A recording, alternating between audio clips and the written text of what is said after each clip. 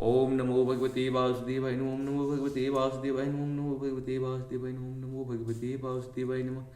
एकुंदे दुसार धवलाया शुभस्त्रिविताया वीणावरदण्डितकराया श्वेतपद्मासना या ब्रह्मचु संकृति सा मां पातु सरस्वती भगवती निषेतनकरों श्री परमात्मने नमः। ओम श्री परमात्मने नमः।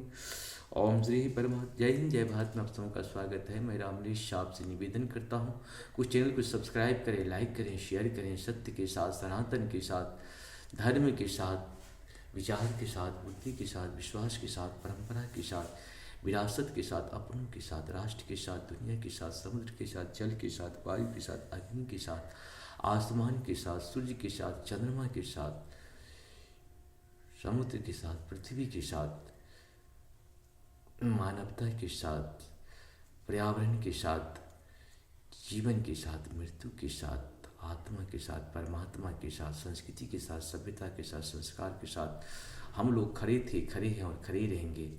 हम रहें या ना रहे, राष्ट्र रहनी चाहिए।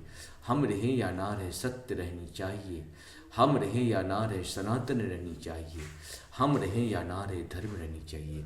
धर्म एक था, एक है और एक ही रहेगा। धर्म कभी दूसरा हो ही नहीं सकता है। आप सभी जानते हैं, जो सत्य है वही सनातन है, जो सनातन है वही धर्म है। धर्म कभी दूसरा हो नहीं सकता है। श्री हरि, श्री हरि। आज हम लोग शुरू करते हैं श्रीमद् भागवत गीता के अध्याय 17 के 11, 12, 13, 14, 15 तक को पूर्ण करेंगे। पहले संस्कृत भाषा में, बाद में इसका हिंदी अनुवाद सुनने शुरू करते हैं।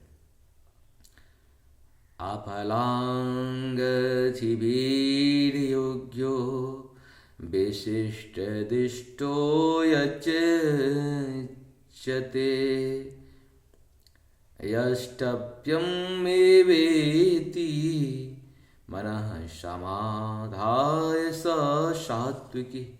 अर्थात यज्ञों में वही यज्ञ सात्विक होता है जो शास्त्र के निर्देशानुसार कर्तव्य समझकर उन लोगों के द्वारा किया जाता है जो फल की इच्छा नहीं करते। अभिसन्निध्यायतुं फलं दम्भर्थमपि चेत् इंचते भरतश्रेष्ठेतं यज्ञ विधिराजिसम। अर्थात लेकिन हे भरत श्रेष्ठ, जो यज्ञ किसी भौतिक लाभ के लिए या गर्भ वश किया जाता है उसे तुम राजसी जानो। विधिहीनं सृष्टानं मंत्रहीनं दक्षिणं त्रिधा विरहितं यज्ञ तामसं परिचच्यत। अर्थात जो यज्ञ शास्त्र के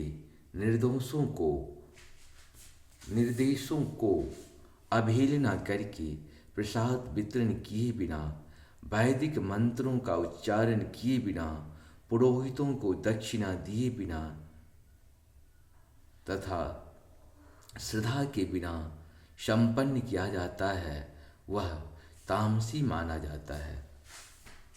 देव द्विज गुरु प्राज्ञ पूजनम शौचमार्जवम ब्रह्मचर्य महिषा च शारीरम तप उच्यते। अर्थात परमेश्वर ब्राह्मणों, गुरु, माता पिता जैसे गुरुजनों की पूजा करना तथा पवित्रता, सरलता, ब्रह्मचर्य और अहिंसा ही शारीरिक तपस्या है।